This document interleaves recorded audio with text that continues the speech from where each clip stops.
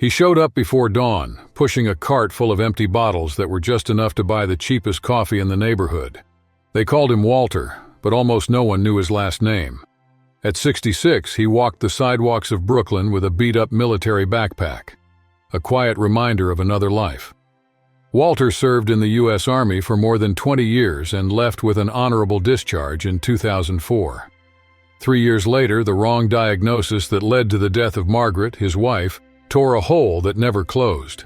He sold the apartment, donated every cent to the charity she supported, and chose to disappear. "It's easier to be nobody than to be somebody who failed the one he loved most," he once told a soup kitchen volunteer.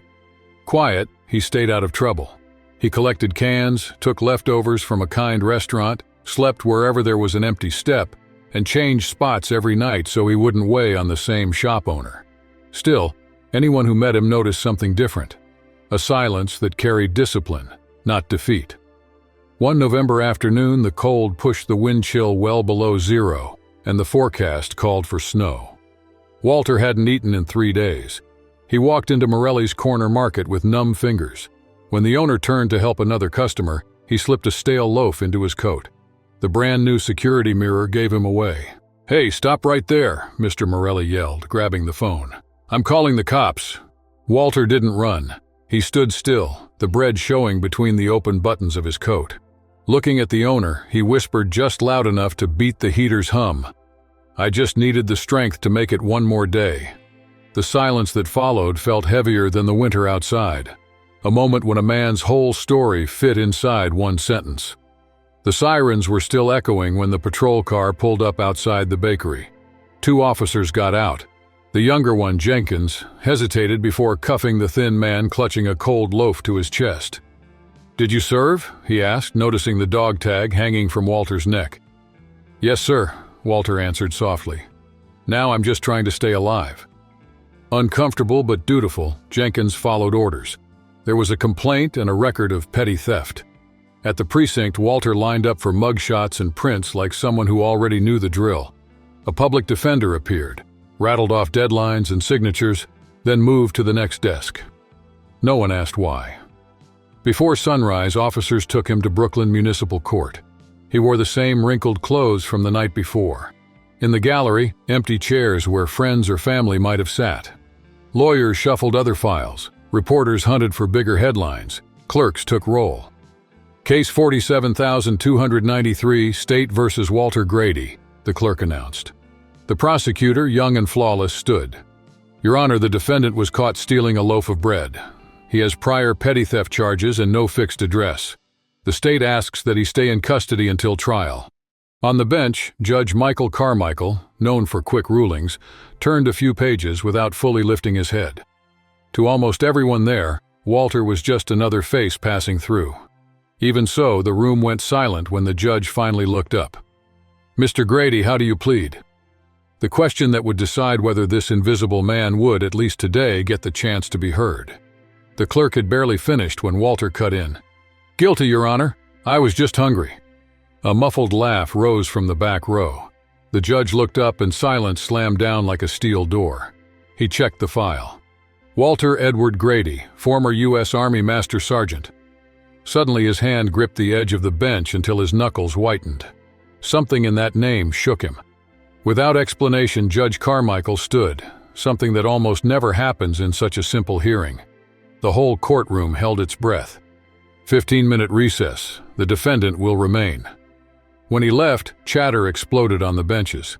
Walter didn't react. He stared at the floor, as still as stone. Why had a simple theft frozen the court? In his chambers, the judge opened a drawer and pulled out a faded photo, a platoon in front of a medical tent in the Iraqi desert. He himself, 20 years younger, smiling in the front row. In the back, almost out of frame, stood Walter Grady. Back in the courtroom, the judge still had to hand down a sentence and maybe settle a debt that had never been paid. He sat at his computer, typed his password, and opened the old military database he still managed for VA projects. A few clicks brought up the name that had stopped him, Sergeant Walter Grady. There was the record: 3 deployments, 2 in Iraq, 1 in Afghanistan. Logistics NCO, in charge of keeping supplies moving on the most dangerous routes. In 2003, when his convoy was ambushed, Walter drove a burning truck away from the wounded. He saved 17 comrades and earned the Bronze Star. The judge scrolled, a highlighted photo, Walter carrying an Afghan child into a rescue helicopter. It had been the New York Times cover back then, a memory lost once the war slipped out of the news. But the next item stole his breath. Report, July 2003, declassified recently, extraction under heavy fire. Walter, shrapnel in his leg, dragging a fallen medic more than 2 miles to safety. Private First Class Michael Carmichael. My God, the judge muttered. That was him. 15 years earlier, in that chaos, he'd only heard Grady echoing through the smoke. Since then, he'd searched in vain for the man who had given him another shot at life. While the truth sank in, Walter waited in the next room, sitting in the defendant's row, invisible to the bailiff scrolling on his phone. After his discharge, he had drifted to society's margins, carrying the weight of memories alone. The judge closed the file. In a few minutes, when he walked back in, he wouldn't just see another veteran in trouble. He'd see the man who had carried him under enemy fire, and realize this meeting in court wasn't chance but the settling of a debt that had crossed an entire war. He was invisible to the country he had served. Since Margaret's death, taken by a cancer VA doctor spotted too late, Walter had cut himself off from everything. Benefits, paperwork, even his own name. All he carried was the discipline of an ex-infantryman and a grief that never healed. On the streets, the message was clear. Hoses blasting sidewalks, teenagers laughing as they threw food scraps, cops barking orders. Even other homeless folks kept their distance. They'd heard his nighttime screams. Walter never begged. He picked up cans, selling them for just enough to buy the syrup that calmed his winter cough. When the weight grew unbearable, he opened a battered plastic bag and took out Margaret's photo. "Almost home, Maggie," he'd whisper, as if walking back to their doorway. Until the day he grabbed a loaf from the corner bakery and ended up before Judge Michael Carmichael. In court, Walter kept his head down, chest stiff like during formation. The judge recognized the face. This was the soldier who had dragged him out of Fallujah years ago. Carmichael adjourned the hearing, closed the door, and reached for the phone. "VA office, I need Walter Grady's file, urgent. Colonel Mason, Carmichael here. I found the man who saved our lives. He's about to be convicted for stealing bread." On the other end of the line, just 3 words. "Don't let him go." While help was crossing the street, the judge scrawled on letterhead, "Walter Grady isn't just another homeless man. He's this country's forgotten loyalty." He knew judicial ethics kept him from dismissing the case, but this time the red tape would have to wait. And Walter, still confused, felt something different when he tucked Margaret's photo away. For the first time in years, he wasn't the only one who remembered her. The break was about to end when the clerk noticed something that hadn't been on the desk minutes before. The photograph of Walter lifting the Afghan girl next to a short note. Some heroes never asked to be remembered. She recognized Colonel Mason's handwriting, irregular in letters about veterans. Suddenly, Walter Grady stopped being just another defendant. He became part of a bigger story, known by people now deciding his future. Court resumed. Judge Carmichael, once distant, looked at Walter with a respect he'd never felt from authorities. Without explaining details, the judge announced, "In light of new information about the defendant's past, we're suspending the rest of these proceedings until a full investigation is completed. Mr. Grady will remain in custody until tomorrow." The prosecutor, confused, didn't object. Walter, used to snap sentences, only nodded as he was escorted out. At the door, he heard Carmichael order, "Make sure Mr. Grady gets a decent meal and immediate medical care." Hours later, a local blog splashed the headline, "Homeless man claims war hero status. Judge delays sentence for bread theft." In the comments, a flood of skepticism. Another bum making up ranks. If he were a real vet, he'd get government benefits. Meanwhile, in a detention center cell, Walter faced the hostility of a young inmate, the first of many tests the night still had in store. "Got a minute to judge a stranger?" That was all the kid needed. He'd just read an article on a smuggled phone. He stared at Walter, jutted his chin, and spat out the verdict. "Fake hero, old man." He shoved him against the wall. "My brother died in Afghanistan while imposters like you wear a uniform for sympathy." Walter said nothing. He felt the impact and swallowed the humiliation the same way he'd swallowed years of indifference. That night, he didn't touch his food. He sat clutching his dog tags to his chest, staring at Margaret's photo and wondering why, after so long invisible, someone had finally seen him, even if for the wrong reasons. Ever seen someone condemned just for how they look? Keep that question. The next morning brought a surprise Walter couldn't have predicted. Led back to court, he noticed the once empty galleries were packed. TV cameras, barred at the door, aimed their lenses through every crack. In place of the public defender, a gray-haired lawyer appeared at his side. Richard Harlow, Veterans Legal Defense Alliance. He shook Walter's hand. "Someone's taken an interest in your case." Before Walter could grasp it, the doors opened again. 3 dress uniform officers marched in. The audience rose when Judge Carmichael entered. "All rise for the Honorable Judge Michael Carmichael," the bailiff called. The mood had changed, solemn now. The judge adjusted his glasses. "Before we examine the charges against Mr. Grady, this court will hear testimony about his military record. It may change everything we consider here." Walter felt his heart tighten around the tags in his pocket. Last night's shove still hurt, but something bigger was coming. He held his breath as Colonel James Mason entered and took the witness stand. 20 years had passed since they'd seen each other, but the officer's upright posture was unchanged. After swearing in, Mason faced the court, and then Walter. "I'm Colonel James Mason, Fort Hamilton. I served with Master Sergeant Walter Grady in Iraq in 2003. He paused, weighing every word. "During an ambush near Fallujah, our convoy was pinned under heavy fire.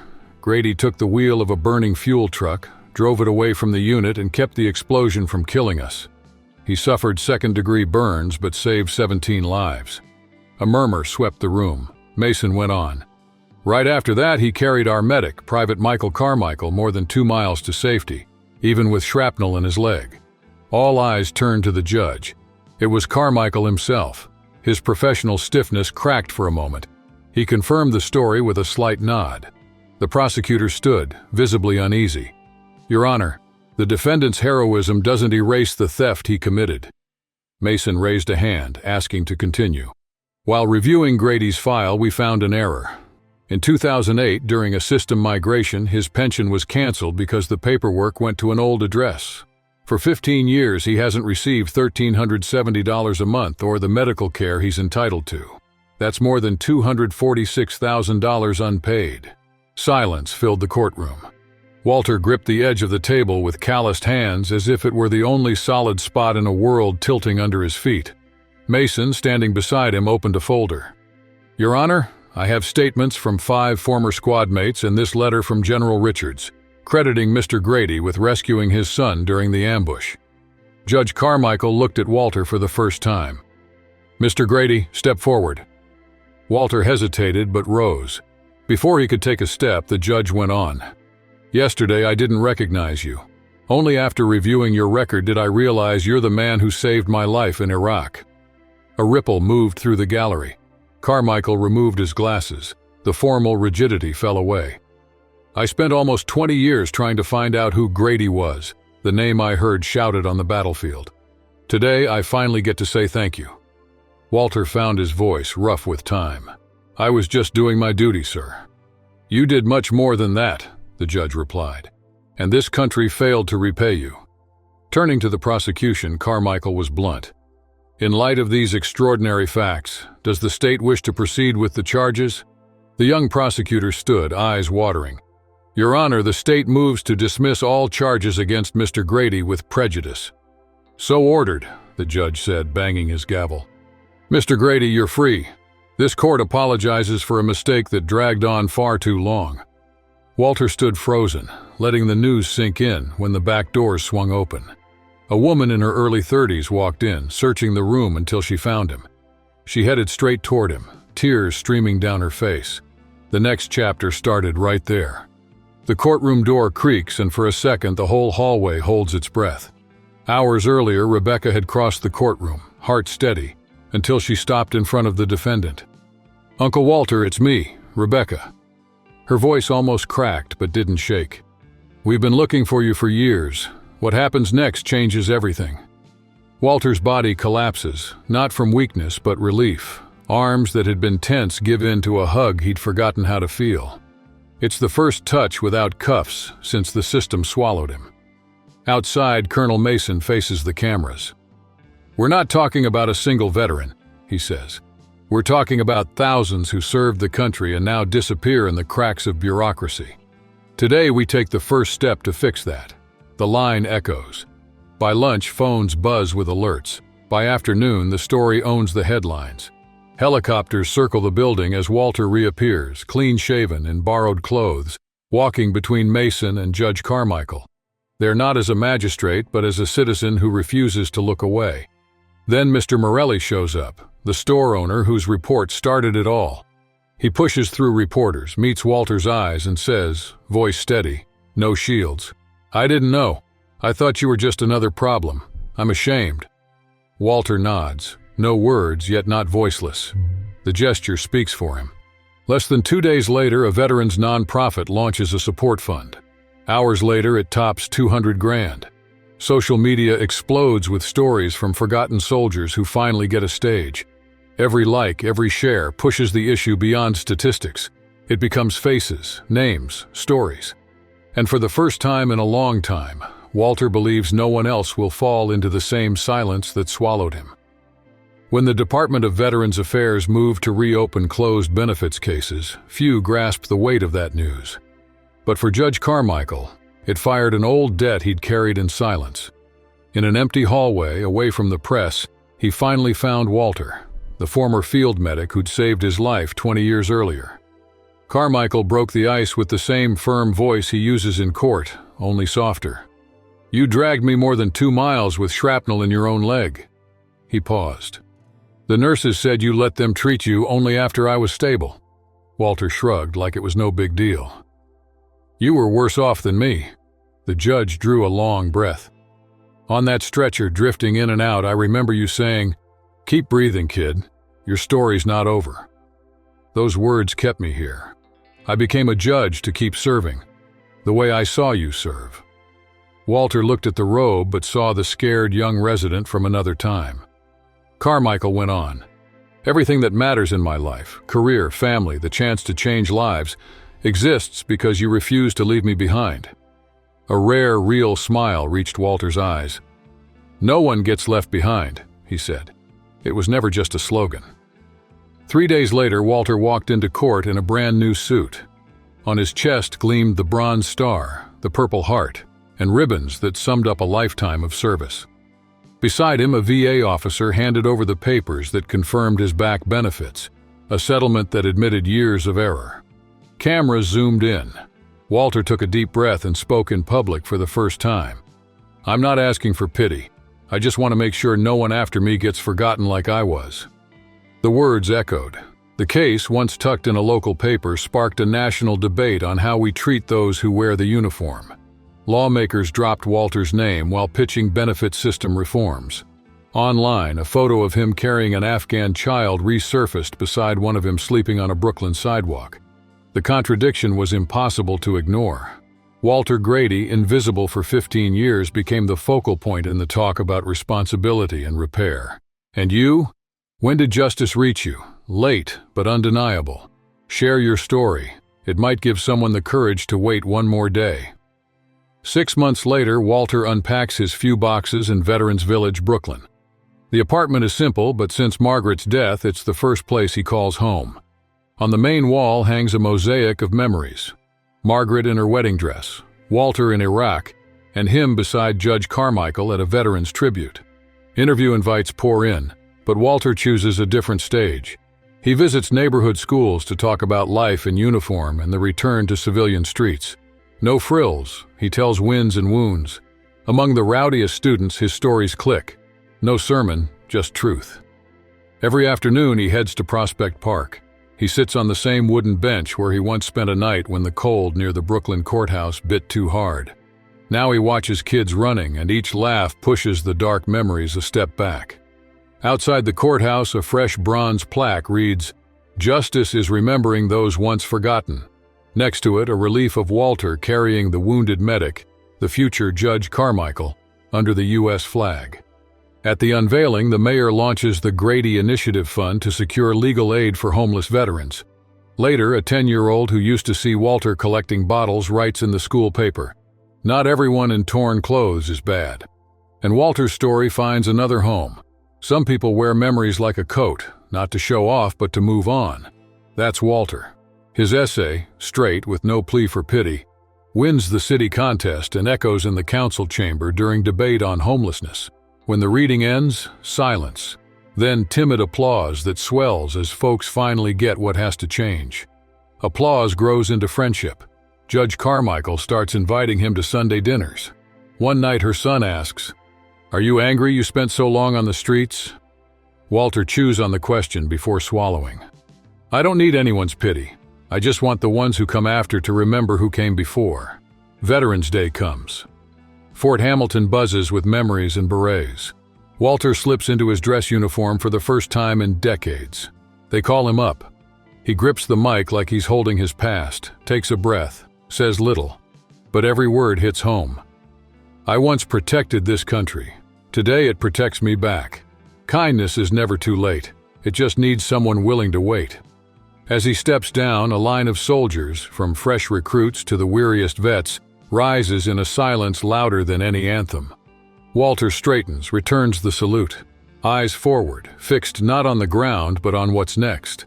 Justice may be slow, but it shows up. Keep going, even when it feels like nothing changes. Because what's right, sooner or later, finds the ones who won't stop looking. Have you ever had to stand tall when everything pushed you down? If this story hits home, share it now and subscribe to QH, where truth and justice always find a way. Send this video to anyone who needs faith to do what's right. Your Honor, the defendant was caught stealing a single loaf of bread from the corner bakery, the prosecutor announced in an icy voice. On the stand, the man lowered his head. "I just needed strength to live one more day," he muttered. The gallery burst into laughter. The judge didn't. He had just recognized the man's name.